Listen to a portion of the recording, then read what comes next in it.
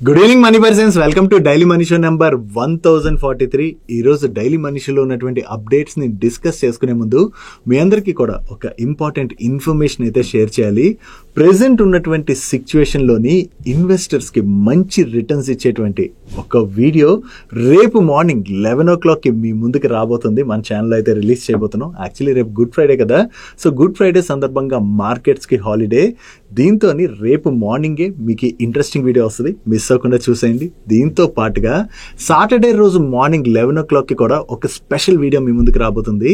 మీరు స్టాక్ మార్కెట్లో ఇన్వెస్టర్ అయినా కాకపోయినా, లేదా మీరు ఇన్సూరెన్స్ తీసుకున్నా తీసుకోకపోయినా కూడా మీ ఫ్యామిలీకి కోట్ల రూపాయలు విలువ చేసేటువంటి వీడియో సాటర్డే మార్నింగ్ 11 o'clock కి రాబోతుంది. సో ఈ వీకెండ్ లో వచ్చేటువంటి 2 ఇంట్రెస్టింగ్ వీడియోస్ మీకు చాలా హెల్ప్ఫుల్ అవుతాయి, మిస్ అవ్వకండి. 2 వీడియోస్ కూడా మార్నింగ్ 11 o'clock కి రిలీజ్ అవుతాయి. సో టైం గుర్తుపెట్టుకుని మిస్ అవ్వకుండా 2 వీడియోలు కూడా చూసేయండి. ఇంకా మన డైలీ మనిషిలో ఉన్నటువంటి అప్డేట్స్ అన్ని డిస్కస్ చేసేద్దాం. ముందుగా మార్కెట్ అప్డేట్ చూసినట్లయితే ఈ రోజు సెషన్ లో సెన్సెక్స్ 1508 పాయింట్స్ పెరిగి 78,553 పాయింట్స్ కి క్లోజ్ అయినట్లయితే నిఫ్టీ 414 పాయింట్స్ పెరిగి 23,851 పాయింట్స్ కి క్లోజ్ అయింది. ఈ రోజు సెషన్ లో మిడ్ క్యాప్ ఇండెక్స్ 0.6% పెరిగినట్లయితే స్మాల్ క్యాప్ ఇండెక్స్ 0.4% పెరిగింది అండ్ బ్యాంక్ నిఫ్టీ 2.21% పెరిగింది. ఈ రోజు మార్నింగ్ ఆల్మోస్ట్ మన మార్కెట్ అయితే ఫ్లాట్ గానే ఓపెన్ అయింది, కానీ 11 o'clock నుంచి మార్కెట్ లోని మంచి బయింగ్ అన్నది కనపడింది. యాక్చువల్లీ ఈ రోజు మార్నింగ్ మార్కెట్ ఫ్లాట్ గా ఓపెన్ అవడానికి రీజన్ నిన్న night US fed chair Jerome Powell గారు మాట్లాడుతూ రేట్ కట్స్ రిలేటెడ్ గా ఫెడ్ అంత తొందరపడి డిసిషన్స్ తీసుకోదు, వచ్చేటువంటి డేటా ఆధారంగా మా డిసిషన్స్ ఉంటాయి. దట్టు డొనాల్డ్ ట్రంప్ రీసెంట్ గా ఈ టారిఫ్స్ రిలేటెడ్ గా ఏదైతే డిసిషన్ తీసుకున్నారో ఆ డిసిషన్ వలన ఇన్ఫ్లేషన్ మళ్ళీ పెరిగేటువంటి అవకాశం ఉన్నది, ఎంప్లాయ్మెంట్ మీద కూడా ఫర్దర్ గా కొంతవరకు రిస్క్ ఉండేటువంటి అవకాశం ఉన్నది. సో ఇలాంటి డేటా అంతా కూడా నెక్స్ట్ వస్తుంది కదా, సో ఆ డేటా ఆధారంగా మేము చూసుకుని ఆ టైంలోని రేట్ కట్స్ రిలేటెడ్ గా డిసిషన్ తీసుకుంటాం, కానీ రేట్ కట్స్ రిలేటెడ్ గా మరీ అంత కంగారు పడమని చెప్పి ఆయన అయితే కామెంట్ చేయడం జరిగింది. ఆయన దగ్గర నుంచి ఇటువంటి స్టేట్మెంట్స్ రావడంతో రేట్ కట్స్ ఫర్దర్ గా డిలే అవ్వచ్చు అని చెప్పి మార్కెట్ లో కొంచెం కన్సర్న్స్ రేజ్ అయ్యి దాంతోనే ఈ రోజు మార్నింగ్ ఆల్మోస్ట్ మార్కెట్ ఫ్లాట్ గా ఓపెన్ అయింది. కానీ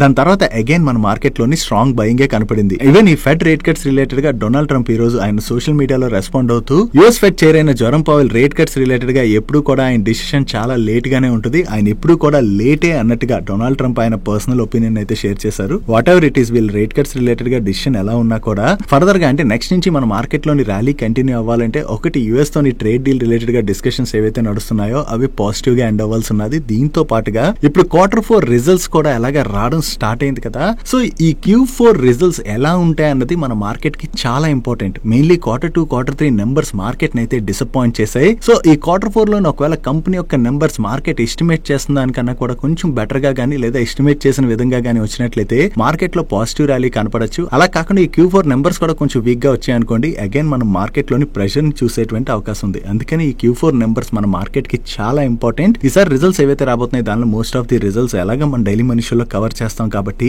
రిజల్ట్స్ అయితే ఈసారి ఇన్వెస్టర్స్ అందరూ కూడా చాలా ఇంపార్టెంట్ గా ట్రాక్ చేయవలసి ఉన్నది. ఆల్రెడీ ఐటీ కంపెనీస్ యొక్క నెంబర్స్ వచ్చాయి, టీసీఎస్ అండ్ విప్రో నెంబర్స్ గురించి మనం మాట్లాడుకున్నాం కదా. కాకపోతే వీళ్ళ మేనేజ్మెంట్స్ దగ్గర నుంచి ఫ్యూచర్ రిలేటెడ్ గా అయితే కొంత గైడెన్స్ వీక్ గానే ఉన్నది కాబట్టి నెక్స్ట్ ఒక ఫ్యూ క్వార్టర్స్ అయితే ఐటీ కంపెనీస్ మీద ఇంపాక్ట్ పడేలాంటి అవకాశమే కనబడుతుంది. దట్ యుఎస్ లో ఇప్పుడు ఉన్నటువంటి సిచ్యువేషన్స్ మనం ఎలాగా చూస్తున్నాం కదా, అంటే యుఎస్ ఎకానమీ అయితే కొంతవరకు ఇంపాక్ట్ అవుతుంది కదా, దానివల్ల యుఎస్ లోని డిస్క్రిషనరీ స్పెండింగ్ లో ఇంప్రూవ్మెంట్ రావడానికి కొంతవరకు టైం పట్టొచ్చు. కాబట్టి మరి కొన్ని రోజులు ఐటీ కంపెనీస్ పైన అయితే ఇంపాక్ట్ పడేటువంటి అవకాశాలు అయితే క్లియర్ గా కనిపిస్తున్నాయి. చూడాలి రిమైనింగ్ కంపెనీస్ యొక్క నెంబర్స్ ఎలా ఉంటాయన్నది. డైలీ మార్కెట్ లో వచ్చేటువంటి ఇలాంటి ఇంపార్టెంట్ ఇన్ఫర్మేషన్ ని మీతో డీటెయిల్ గా షేర్ చేయడానికి మన టీం పెడుతున్న ఎఫర్ట్స్ కనుక మీకు హెల్ప్ఫుల్ అవుతున్నట్లయితే వీడియోని మర్చిపోకుండా లైక్ చేయడానికి ప్రయత్నించండి. అండ్ మీరు ఇదే ఫస్ట్ టైం మన ఛానల్కి వచ్చినట్లయితే మన ఛానల్ ని సబ్స్క్రైబ్ చేసుకుని పక్కనున్న బెల్ ఐకాన్ లో ఆల్ నోటిఫికేషన్స్ యాక్టివేట్ చేసుకుంటే మా నుంచి వచ్చేటువంటి ఇంట్రెస్టింగ్ వీడియోస్ అన్ని కూడా మీకు ఎప్పటికప్పుడు రీచ్ అవుతాయి.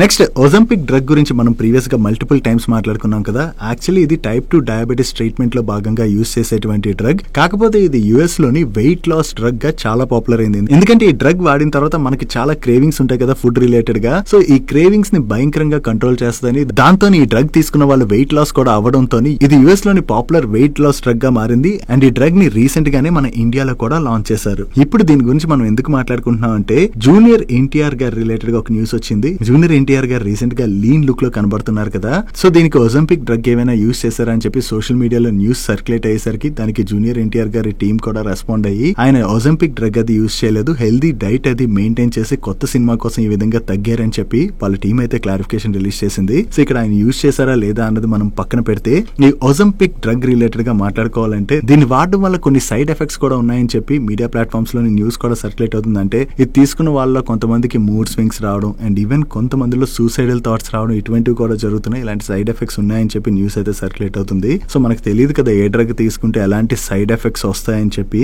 సో వెయిట్ లాస్ కోసం అని చెప్పి ఇటువంటి డ్రగ్స్ అవి మనం డాక్టర్ ప్రిస్క్రిప్షన్ అది లేకుండా అంటే డాక్టర్ సజెస్ట్ చేయకుండా యూజ్ చేయడం అన్నది మంచిది కాదు. కాబట్టి ఎవరైనా ఒకవేళ వెయిట్ లాస్ అంటే వెయిట్ తగ్గాలని చెప్పి ఆలోచిస్తున్నట్లయితే ఈ డ్రగ్ ఇండియాలోకి వచ్చింది కదా యూజ్ చేసేద్దాం అనుకోకండి. దీని రిలేటెడ్ గా డాక్టర్ అది అప్రోచ్ అయ్యి డాక్టర్ సజెస్ట్ చేసిన తర్వాతే మనం ఈ డ్రగ్ అనే కాదు ఏ డ్రగ్ అయినా తీసుకోవడం బెటర్. లేదా సైడ్ ఎఫెక్ట్స్ అవి ఉన్నాయనుకోండి దానివల్ల ఫ్యూచర్ లో మనమే సఫర్ అవ్వాల్సి ఉంటుంది. నెక్స్ట్ ఆంధ్రప్రదేశ్ వైజాగ్ లోని 21.16 ఎకర్స్ ల్యాండ్ కేవలం 99 పైసలు మాత్రమే, అంటే రూపాయి కన్నా తక్కువే. ఏంటి ఫేక్ న్యూస్ అనుకుంటున్నారా? లేదు, కరెక్ట్ న్యూసే. ఆంధ్రప్రదేశ్ డెవలప్మెంట్ లో భాగంగా ఆంధ్రప్రదేశ్ గవర్నమెంట్ టీసీఎస్ కి ఈ 21.16 ఎకర్స్ ల్యాండ్ ని 99 పైసాకైతే అలాట్ చేయడం జరిగింది. ఈ ల్యాండ్ లోని టీసీఎస్ వాళ్ళు 1300 crores పైన ఇన్వెస్ట్ చేయడం ద్వారా వాళ్ళ డెవలప్మెంట్ సెంటర్ అయితే సెటప్ చేయబోతున్నారు. నో ఈ డెవలప్మెంట్ సెంటర్ ని సెటప్ చేయడం ద్వారా ఆంధ్రప్రదేశ్ లోని 12,000 జాబ్స్ క్రియేట్ అవుతాయని చెప్పి గవర్నమెంట్ సోర్సెస్ కన్ఫర్మ్ చేయడం జరిగింది. ఈవెన్ ఆంధ్రప్రదేశ్ ఐటీ మినిస్టర్ అయినటువంటి నారా లోకేష్ గారు కూడా సిఎన్బిసి ఇంటర్వ్యూలో మాట్లాడుతూ దీని గురించి కన్ఫర్మ్ చేశారు. నో టీసీఎస్ ఏదైతే ఇలా వేరియస్ ప్లేసెస్ లోని వాళ్ళ డెవలప్మెంట్ సెంటర్స్ అనేది ఎక్స్పాండ్ చేసుకుంటూ వెళ్తున్నారు కదా, ఇది టీసీఎస్ రిలేటెడ్ గా మనం పాజిటివ్ గా చూడొచ్చు.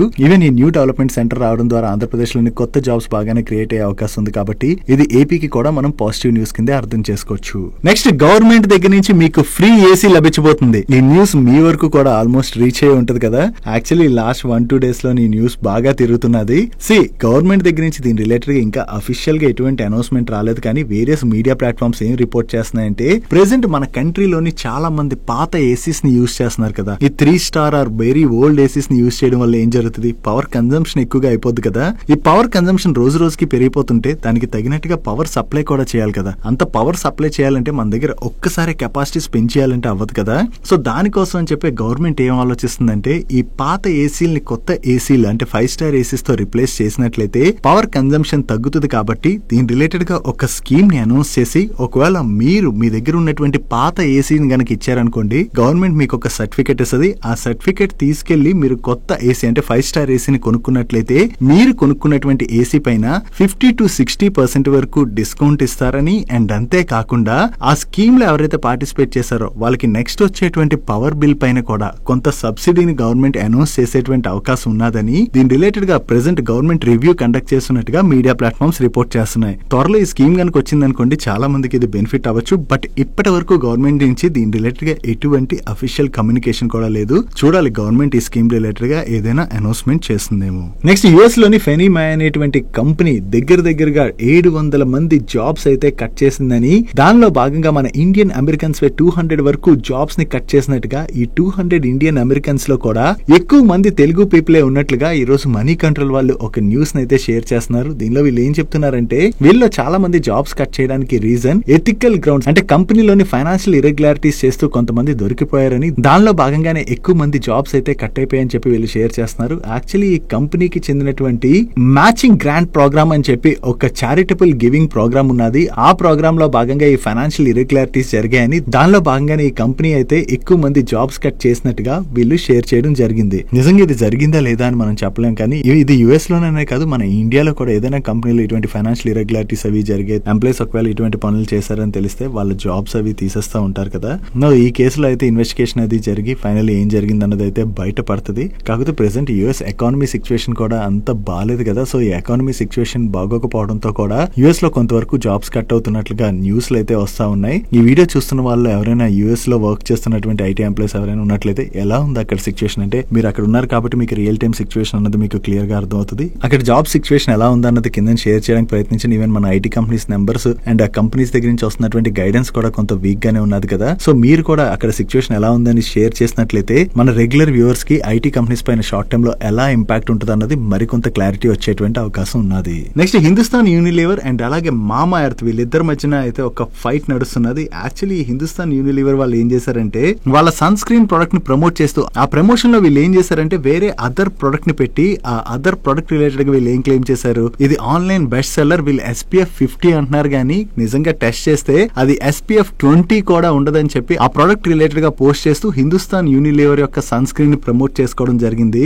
కాకపోతే ఇక్కడ ఏం జరిగిందంటే వీళ్ళు ఏదైతే ప్రొడక్ట్ రిలేటెడ్ గా ఇటువంటి క్లెయిమ్స్ చేశారో ఆ ప్రొడక్ట్ ఇమేజ్ ఆల్మోస్ట్ మామా ఎర్త్ వాళ్ళ సన్ స్క్రీన్ ప్రొడక్ట్ అయిన డెర్మాకో ని రిజంబుల్ చేసే విధంగా ఉన్నది. సో ఇలా చేయడం కరెక్ట్ కాదు కాబట్టి మామా ఎర్త్ యొక్క పేరెంట్ కంపెనీ అయిన హొనాసా కన్స్యూమర్ వాళ్ళు కోర్టుకి అప్రోచ్ అయ్యారంటే HUL ఈ విధంగా ప్రమోషన్స్ చేస్తుంది, దానిలో మా ప్రొడక్ట్ ని డిగ్రేడ్ చేస్తుందని చెప్పి వాళ్ళు కోర్టులో కేసు ఫైల్ చేశారు. ఇద్దరు వాదనలు విన్న తర్వాత ఫైనల్లీ కోర్ట్ అయితే మామా ఎర్త్ వాళ్ళకి ఫేవర్ గా తీర్పు ఇవ్వడం జరిగింది. అంటే ఇలాంటి క్లెయిమ్స్ చేయడం కరెక్ట్ కాదు అదర్ కంపెనీస్ కి చెందినటువంటి ప్రొడక్ట్స్ రిలేటెడ్ గా. సో వెంటనే ఆ యాడ్ క్యాంపెయినింగ్ అంటే ఆన్లైన్ యాడ్ క్యాంపెయినింగ్ నడుస్తుంది కదా, ఆ యాడ్ క్యాంపెయినింగ్ ని 24 hours లో ఆపేయాలని అండ్ అలాగే వీళ్ళు హోర్డింగ్స్ ఉంటాయి కదా రోడ్స్ పైన, ఆ హోర్డింగ్స్ అన్నిటిని కూడా 48 hours లో తొలగించాలని చెప్పి కోర్టు ఆర్డర్స్ పాస్ చేయడం జరిగింది. సో ఫైనల్లీ కోర్టులో హొనాసా కన్స్యూమర్ రిలేటెడ్ గా పాజిటివ్ వర్డిక్ట్ వచ్చింది కాబట్టి ఇది హొనాసా కన్స్యూమర్ వాళ్ళ రిలేటెడ్ గా మనం పాజిటివ్ గా చూడొచ్చు. నెక్స్ట్ IDFC ఫస్ట్ బ్యాంక్ వాళ్ళ బోర్డు నిన్న మీట్ అయ్యి 7,500 crores worth fund rise proposal అయితే అప్రూవ్ చేయడం జరిగింది. ఈ 7,500 crores లోని 4,876 crores వరకు వార్బర్గ్ పింకస్ వాళ్ళు అయితే ఇన్వెస్ట్ చేయబోతున్నారు IDFC ఫస్ట్ బ్యాంక్ లోని.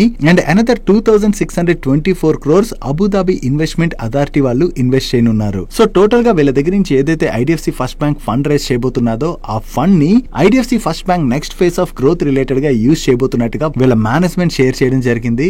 ఇంకా ఈ ఫండ్ రైజ్ రిలేటెడ్ గా వీళ్ళ షేర్ హోల్డర్స్ అండ్ అలాగే రెగ్యులేటరీ అప్రూవల్స్ అయితే రావాల్సి ఉన్నది. వన్స్ ఈ అప్రూవల్స్ ఫినిష్ అయిపోయినట్లయితే వార్గర్ పింకస్ వాళ్ళు అండ్ ADIA వాళ్ళ ఇన్వెస్ట్మెంట్ IDFC ఫస్ట్ బ్యాంక్ లోకి రానున్నది. నెక్స్ట్ ఈ రోజు సెషన్ లో సొనాటా సాఫ్ట్వేర్ స్టాక్ లోనైతే చాలా ప్రెషర్ కనపడింది కదా, దానికి రీజన్ నిన్న నైట్ సొనాటా సాఫ్ట్వేర్ వాళ్ళ దగ్గర నుంచి ఒక అప్డేట్ అయితే వచ్చింది. వీళ్ళు ఏం చెప్తున్నారంటే ఈ Q4 లోని వీళ్ళ నెంబర్స్ అయితే కొంత వీక్ గానే ఉండొచ్చు. దానికి రీజన్ ఏంటంటే వీళ్ళకి చెందినటువంటి one of the largest client దగ్గర నుంచి వీళ్ళకి లోవర్ దెన్ యాంటిసిపేటెడ్ రెవెన్యూస్ అయితే జనరేట్ అయ్యాయని, దానివల్ల వీళ్ళ ఇంటర్నేషనల్ బిజినెస్ తగ్గింది కాబట్టి ఈ క్వార్టర్ లో వీళ్ళ నెంబర్స్ కొంత వీక్ గా రావచ్చు అని చెప్పి వీళ్ళైతే అప్డేట్ ని రిలీజ్ చేశారు. వీళ్ళ దగ్గర నుంచి అప్డేట్ రావడంతోనే ఈ రోజు సెషన్ లో సొనాటా సాఫ్ట్వేర్ స్టాక్ లో మనకి ప్రెషర్ కనపడింది.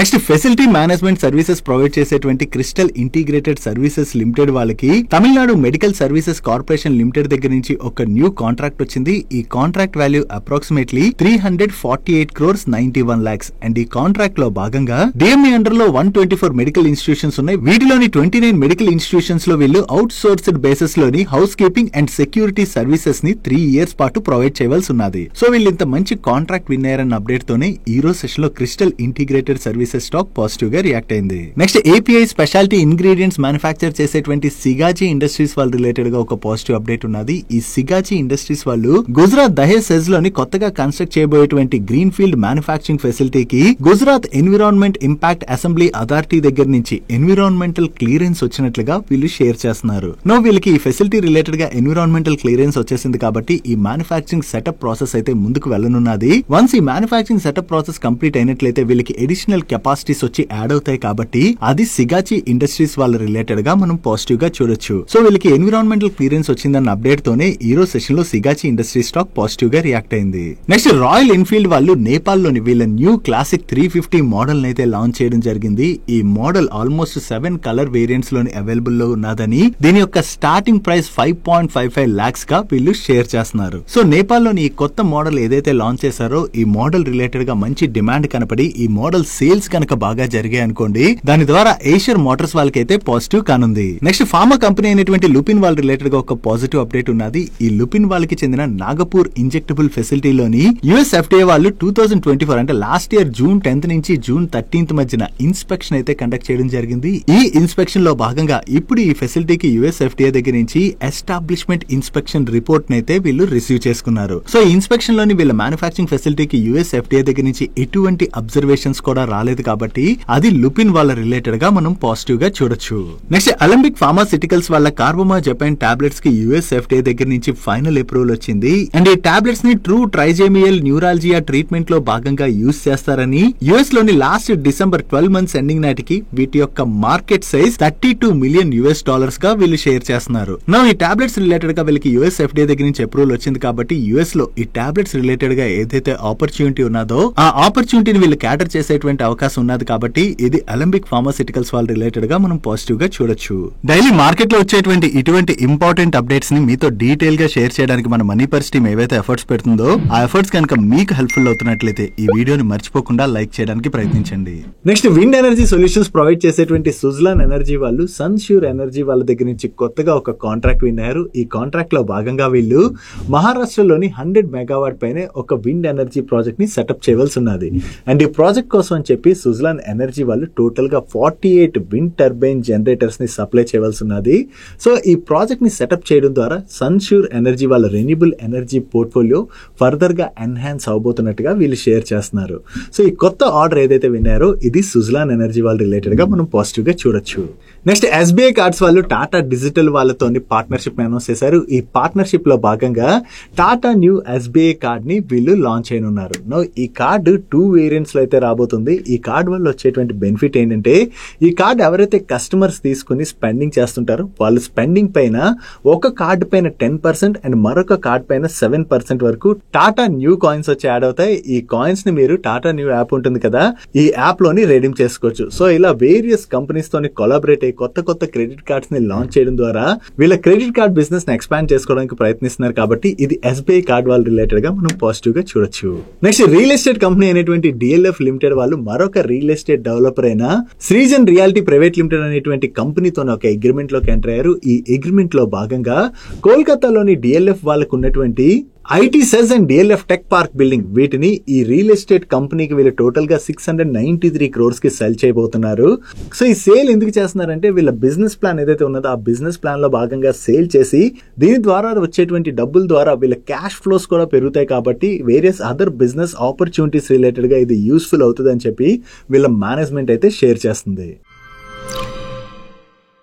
నెక్స్ట్ ఈ రోజు మార్కెట్ క్లోజ్ అయిన తర్వాత ఇన్ఫోసిస్ వాళ్ళ నెంబర్స్ వచ్చాయి. Already TCS and Wipro numbers అయితే కొంత మార్కెట్ ని డిసప్పాయింట్ చేశాయి కదా. ఈవెన్ ఇన్ఫోసిస్ వాళ్ళు కూడా మార్కెట్ ఎస్టిమేట్ చేసిన దానికన్నా కూడా కొంత బిలోలోనే వీళ్ళ నెంబర్స్ అయితే పోస్ట్ చేశారు. లాస్ట్ ఇయర్ సేమ్ క్వార్టర్ తో కంపేర్ చేస్తే ఈ క్వార్టర్ లో వీళ్ళ రెవెన్యూస్ లో గ్రోత్ కనిపిస్తుంది.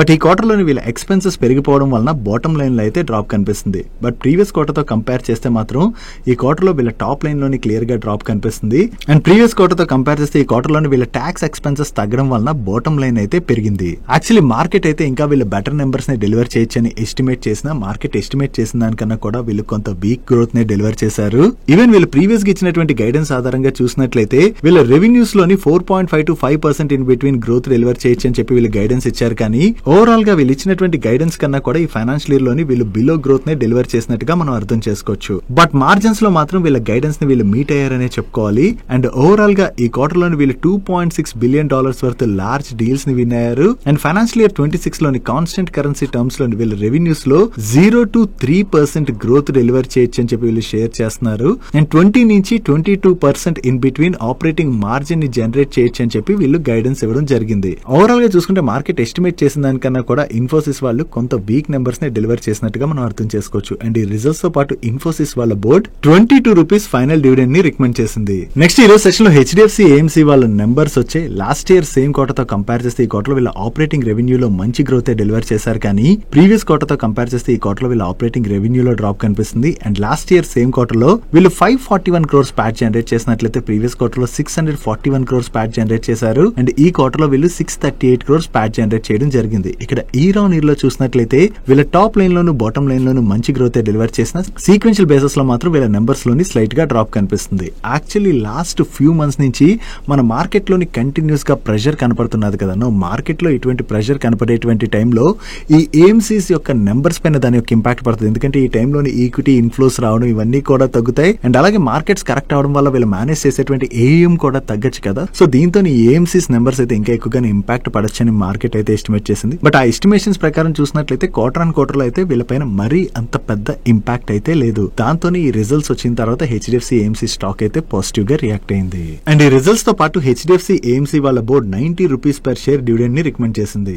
చూడాలి remaining AMCs and wealth management companies యొక్క నెంబర్స్ ఎలా వస్తాయన్నది. Next renewable energy services provide చేసేటువంటి వారి రెన్యూబుల్ టెక్నాలజీస్ వాళ్ళ నెంబర్స్ వచ్చాయి. ఇయర్ ఆన్ ఇయర్ లోని వీళ్ళ రెవెన్యూస్ లో 74% పైన గ్రోత్ డెలివర్ చేసినట్లయితే సీక్వెన్షియల్ బేసిస్ లో 32% గ్రోత్ డెలివర్ చేశారు. అండ్ ఎబిటాలో కూడా ఇయర్ ఆన్ ఇయర్ లో చూసినా క్వార్టర్ ఆన్ క్వార్టర్ లో చూసినా మంచి గ్రోత్ డెలివర్ చేయడం జరిగింది. అండ్ ప్యాట్ లో ఇయర్ ఆన్ ఇయర్ లో 82.73% గ్రోత్ డెలివర్ చేసినట్లయితే సీక్వెన్షియల్ బేసిస్ లో 75% పైన గ్రోత్ డెలివర్ చేశారు. And last year same quarter తో కంపేర్ చేస్తే ఈ క్వార్టర్ లో వీళ్ళ ఎబిటా మార్జిన్స్ లైట్ గా తగ్గాయి, కానీ సీక్వెన్షియల్ బేసిస్ లో వీళ్ళ ఎబిటా మార్జిన్స్ లో మంచి ఇంప్రూవ్మెంట్ కనిపిస్తుంది. బట్ ప్యాట్ మార్జిన్స్ లో మాత్రం లాస్ట్ ఇయర్ సేమ్ క్వార్టర్ తో కంపేర్ చేసిన ప్రీవియస్ క్వార్టర్ తో కంపేర్ చేసిన ఈ క్వార్టర్ లోని మంచి ఇంప్రూవ్మెంట్ కనిపిస్తుంది. అండ్ వీళ్ళ ఆర్డర్ బుక్ స్టేటస్ ని మీరు ఇక్కడ స్క్రీన్ పై చూడొచ్చు. ఓవరాల్ గా వీళ్ళ దగ్గర మంచి ఆర్డర్ బుక్ ఉండడంతో పాటు నెంబర్స్ కూడా బాగుండడంతో ఈ రోజు సెషన్ లో ఈ స్టాక్ పాజిటివ్ గా రియాక్ట్ అయింది. నెక్స్ట్ ఏంజల్ వన్ వాళ్ళ నెంబర్స్ వచ్చాయి. యాక్చువల్లీ ఈ బ్రోకింగ్ కంపెనీస్ ఏవైతే ఉన్నాయో ఈ బ్రోకింగ్ కంపెనీస్ అన్నిటిపైన కూడా ఇంపాక్ట్ పడొచ్చని సెబీ F&O సెగ్మెంట్ లో న్యూ రూల్స్ తెచ్చిన దగ్గర నుంచి మనం డిస్కస్ చేసుకుంటున్నాం కదా. అండ్ దాంతో పాటు మార్కెట్ లో కూడా బాగానే ప్రెషర్ కనపడుతుండడంతో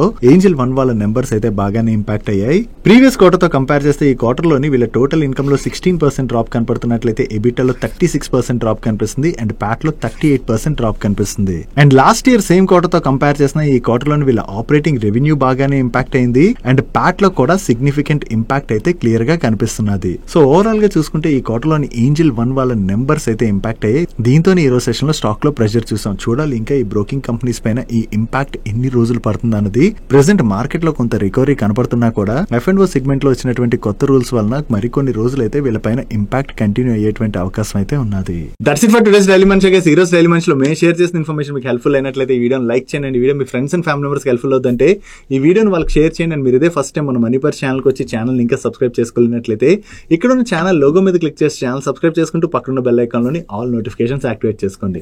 నేను చంద్రశేఖర్ పత్రి మరొక ఇంట్రెస్టింగ్ వీడియోతో కలుద్దాం. Good night.